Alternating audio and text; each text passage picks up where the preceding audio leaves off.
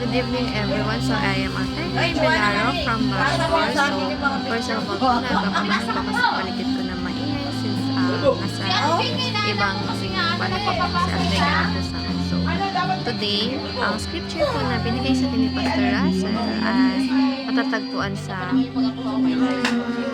Acts 17 verse 25. So ang sabi daw po sa may title ng verse is nalulungkot ba ang Diyos? So ang pagkakaintindi ko naman ito, of course, nalulungkot ang Panginoon natin pag of course na hindi tayo tumutupad sa kanyang mga gustuhan at syempre yung nagkakaroon tayo ng mga kasalanan, no? Pag meron tayong patuloy na pagkakaroon ng kasalanan sa kanya na even though we keep saying sorry sa kanya na hindi tinuulitin, pero despite all of that sinasabi natin is nagkakaroon pa rin tayo ng kasalanan kasi hindi nga maiwasan since wala na mga perfect naman na talaga na tao. So, ang nalulungkot ba ang Diyos? Of course, nalulungkot ang Lord natin. Kaya nga, that's why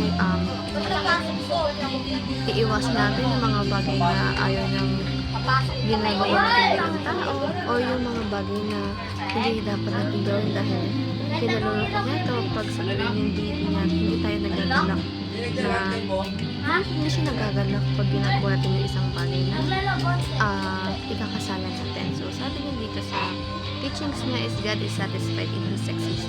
God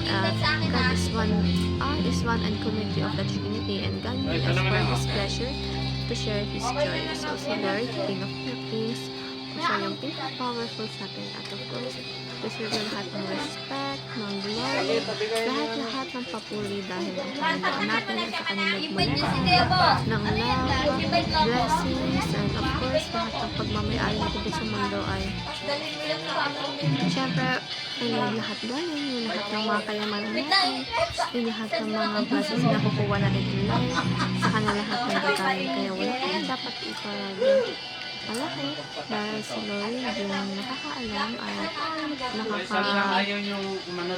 nakakaalam kung bakit nabinigay sa atin isang bagay na blessings tayo mahal ng Panginoon at nalulungkot siya sa tuwing nalulungkot siya tuwing may mga bagay tayo na nagagawang kasalanan or kinalulungkot mo dahil nga tayo ng Panginoon ayaw na mag-bonfire tayo para ma-experience or yung bagay ng ikakasira ng ating buhay. So, sabi na dito sa application is do not be entitled as if God owes you something.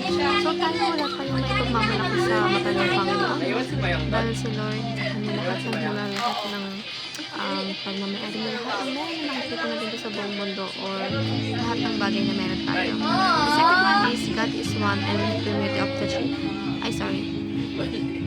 a life of worship and full of joy. So Lord, hindi matama si Lord kasi siya yung pinaka-humble sa lahat ng humble. Walang ibang gusto yung Panginoon natin kundi maging masaya tayo at of course lahat ng blessings ay nabibigyan niya sa atin.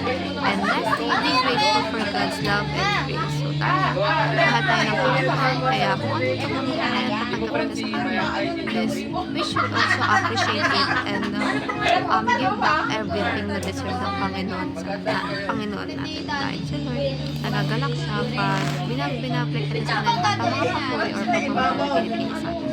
That's all. Thank you.